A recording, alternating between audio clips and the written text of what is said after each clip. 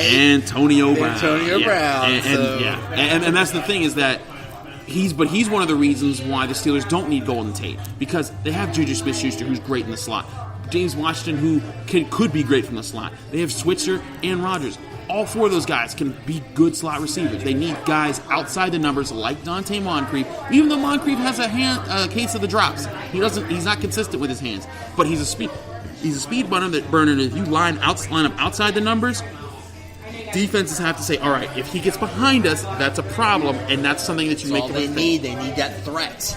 They haven't had that since Martavis. Yeah, and that was one of the big things when they traded him away. I was like, okay, that makes sense because he has a lot of issues, but they needed another deep threat. Yeah. What about on the defensive side, Ola? I don't even know how to say it. Ola Adini. Yeah. Is he has potential to do something? Or? Yeah, he's going to get a shot in training camp, much like everyone's been waiting for Keon Adams to step up. He's good. He's aggressive. He's definitely hungry. And that's another reason maybe why they're kind of like, we don't know what to do at outside linebacker right now.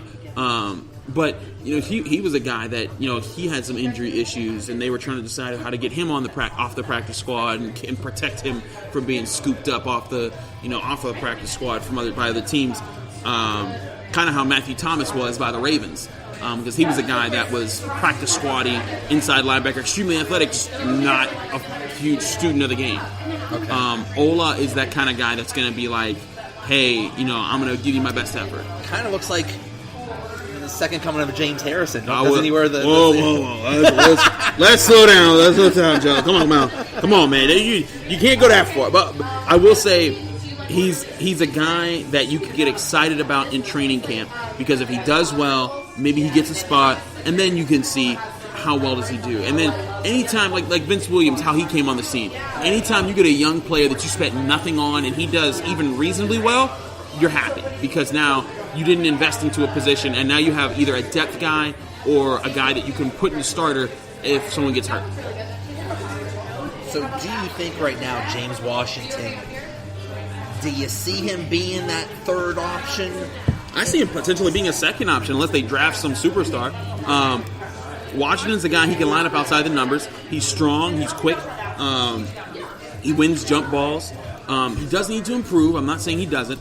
But he's a guy that if you saw him throughout the year, when Ben challenged him as a rookie, he was like, yeah, I need to be better. And he didn't back down. He shows up early for practices. He comes in, he works hard. That guy's got a future as long as he keeps trying. He's not Lamont Sweet. If you saw him in a training camp, he was awesome. Yeah. Is it just that you gotta think so much? Yeah. It's just paralysis of analysis? I mean, that's the thing. A lot of people don't take it into account how many things you have to calculate when you're a receiver in the NFL. And this is part of why Antonio Brown's so good and why he would get mad at Ben when he wouldn't see these things. Because Antonio Brown will notice, okay, does this guy have inside leverage on me? Oh, he's giving up, and as he runs his route, oh, he gave up inside leverage? Okay, that means a linebacker's coming down on me. That means I need to bump up above this linebacker and find a way for Ben to see me. And that may mean I have to change my route, but it means that I'm going to be open, and if Roethlisberger sees me, we're going to make a big play. It's those type of thinking processes of, oh, I'm in this part of my out route. Oh, wait, I see this linebacker's creeping up. Let me extend my out route by another 4 or 5 yards to create a better passing window.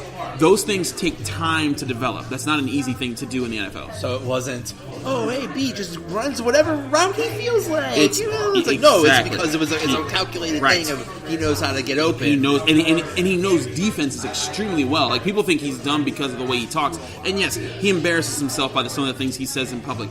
But this man, and that's the thing, when I've talked to him about different coverages and how you attack them, he's extremely smart in that, and he knows how to do it. That's why he's the best in the league. And as much as people want to talk about these bad things about him, and yes, there's several jokes you can make about Antonio Brown. There are several things funny to be said about Antonio Brown. But when it comes to his football knowledge, don't sleep on it.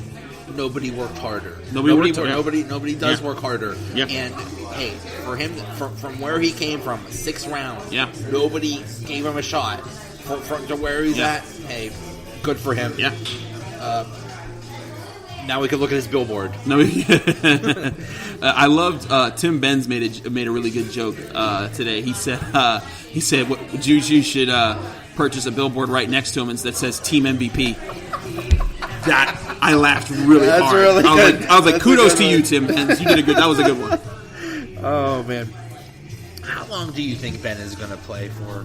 I mean, I think they're about to extend him, like probably today or tomorrow. I'd say another 3 seasons, yeah, including this next one. I'd say 3, just because the way that the quarterback position is being protected, the way they've invested into this offensive line. I think like Pouncey's got another 3 years. That's like as soon as he got that 3-year extension, I was like, here comes Ben's 3 years extension. I'm sure Pouncey and Foster getting extensions was because of Ben. Mm-hmm. Ben flat out said one time, like, "Hey, as long as they're here, exactly. If they're here, I'm here. Yep. So, and, you better sign them. So, because it's his kids, and Ben really runs the organization, according to Kevin Colbert, and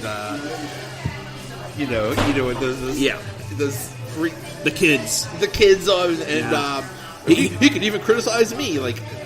I wish. Yeah, I felt like he should have just said, "Look, we respect Ben Roethlisberger. He's a great quarterback. He's going to the Hall of Fame. We're gonna keep him around." That's all he had to say. That's all he had to say. I don't think that people should have been too upset about the kids. Like if someone said that about me, I'd have been like, "Okay, that's annoying," but I'm not gonna make a public comment about it. But I do think, as a general manager, you have to know comments like that tick people off and just avoid those lines, The national media just ran with that like boy. Crazy. Yeah.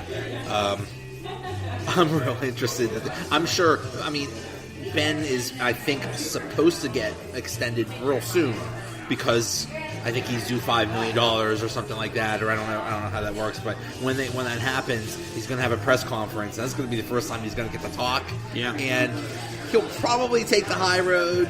Say all the right things, or maybe he'll at the press conference he'll say the right things. When he gets on his radio show and the team's not around, that's when he'll start things will start to slip out. I mean, that's how he always been. When he has the team around him, when it's about, that's when he's like, "It was my fault. I lost the game, and I need to be better." But when it's just Ben being Ben, no, this is what happened. We practice too much. That's why we keep getting hurt. I was like, the things that he said sometimes. I'm like, come on, man. Just if you think that, just keep that to yourself. Yeah.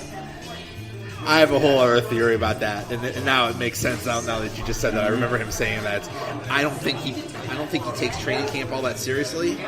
I don't think he takes OTAs all that seriously. Doesn't look like it. And as a result, the beginning of the year, he's just off on his throws. A lot. It's like he uses the season to get in shape. Yeah, it's not a good look. I mean, the first game of the season, the Browns game where they tied, that opening possession was third and about 3. Antonio Brown beats Denzel Ward on a slant route. It's wide open. There's no safety. They're in cover 0. Ben throws it to the ground. If he puts it in AB's hands, he's off to the races, scores a touchdown. They start off the game 7-0, and the Bengals or the Browns are kind of like, what the heck? They're about to beat the tar out of us again. Right. It's like it takes him at least 3 or 4 games to really get into shape, and it sure seems like he doesn't take it. He doesn't take training camp very seriously. But then, what does that mean for Mason Rudolph if he's going to be around for another 3 years? Does that take up almost his entire rookie contract? And that's the thing. This puts the Steelers in a position where they get to watch the development of Dobbs and Rudolph, see who's better to keep around, make a decision based on that, let one of them go. And if one of them seems like the heir, you stick with that one, make him your backup until Ben retires. If neither of them, keep one around and draft another guy in the future. I think that they're in a position where they can control. And I wrote about this in that Ben article where I said the top priority is getting his extension and getting the details on that, because Rudolph is going to have time to grow. Dobbs grew more than people want to give him credit for in this past season. In the training camp, I saw when they were running their 2-minute drills where it was live simulated contact. He would play in those, and he would start scrambling, and immediately Tom would blow the whistle. Tweet, no scrambling, let's go. And at one point, Josh got really angry. He was like, "What the heck? This is what I do." What I do, yeah. And Tom was like, "I want you to be able to throw the ball and process defenses," and that helped him in the preseason. I think that's why they were comfortable letting go of Landry Jones. that's all well and good, but in the Oakland game, He was horrible, yeah. he was horrible. Yeah. He probably could have been done better if he just started scrambling a little Yeah, bit. and I do think at some point he has to learn the balance of that. And I think that's what Tomlin's trying to get him to learn, that there needs to be a balance. Yeah. But that comes with time. I think here's the thing: a lot of people got mad about the Landry Jones move. I know Mark Madden was fuming over it. But my thing was this: is the progress where Dobbs was in his second year was so far ahead of where Landry Jones was, who was fumbling snaps into the end zone in his second year. I was like, Yeah. I understand them wanting to stick with this guy. Yeah, Landry Jones had such a low ceiling. Yeah. And, the cool thing about training preseason games is they make or break careers. Right. That last game against Carolina, Dobbs was like a maniac and was Yeah. like, played the game of his life. And it's like, that guy instead of bagging groceries, he's going to be an NFL quarterback. Yep. Good for him. Yep. So the Browns have made some moves. Some moves. They've already planned the Super Bowl parade. Of course, yeah. They had all the equipment from the 0-16 parade, so it's really It's convenient. right there. Did you hear that there are people, they've had to call 911 to stop people from celebrating in the streets? I heard somebody was yelling, "We OBJ!" Like, Yeah. It's like, no, he's not a maniac. He's just happy they got Beckham. But this is all on paper they look wonderful, and everybody's anointing them, but man, they still have some holes. They don't have that great of an offensive line. No, they don't have a great offensive line. I'll be very interested to see how defenses play Baker Mayfield this year, because he's a young quarterback that needs to develop, and we've seen how young quarterbacks, when you have a couple tricks and not a whole bag of tricks, you get in trouble because then teams scheme against that. And Baker Mayfield, when he played the Steelers, the one time he played the Steelers, they shellacked him. And he had a couple good plays, but like I talked to Hayward and Tuitt after that game, and they're like, we just stood in his way, and he wasn't able to overcome that for the most part because he's too short, and he didn't have enough to counter that. Like Russell Wilson will make some magic happen. Baker Mayfield still has to work on that, and when asked to be consistent, Mayfield struggles. And I'm not saying that he can't grow out of that; he absolutely could. And I hope he does, because I think it'd be really interesting to get more quarterback talent in the NFL. But at the same time, I don't think it's going to be as easy as everyone thinks. As he has Odell Beckham Jr. and Jarvis Landry and Kareem Hunt and Nick Chubb. They're loaded, and David Njoku. They're going to be unstoppable. That's the best offense in the league. Yeah, watch them still go like 6-10, and people will be like, "What just happened?" Right. Yeah, I'm a fan of his. I just wish he doesn't. I just don't wish him well because he's in the division. The other thing they're going to see is they're going to adjust against Lamar Jackson too. Oh, exactly. And Lamar's going to be in a spot. My thing about Lamar Jackson, a lot of people think he can't develop. That guy, like Baker Mayfield, I think both of them have a good high ceiling. It's just about can they rein it in. Baker's thing is he has to learn a few more tricks and how to get out of his spots. Lamar has to work on his accuracy. Yeah. He has the cannon. I think he has the strongest arm of his class, but he needs to rein it in. I've seen him throw some great back shoulder passes and throw some darts 30 yards down the field. Yeah. But the problem is too inconsistently does he find his target. He often misses. It's a little off, and that leads to problems, which is why they ran him so much. Look at what happened against the Chargers. Yeah. First time they played the Chargers, they beat the Chargers. Second time, they made adjustments. Right. So we'll see. All right, sir. Well, thank you so much, Chris Carter, DKSports.com. Thanks for having me, man. Yeah, this is fun. Yeah, it always is. All right, man. Thank you. Thanks for listening. We'll be back with another episode probably in a couple days. I'm going to keep on doing previews of the teams in the NL Central for baseball. I'm sure there'll be more Steelers stuff going on, so I'm going to have some impromptu podcast episodes coming up. And then on Monday, I'm going to do an NCAA preview show because March Madness is coming up. So thanks again to the great Chris Carter from DK Pittsburgh Sports. Always a great time talking to him.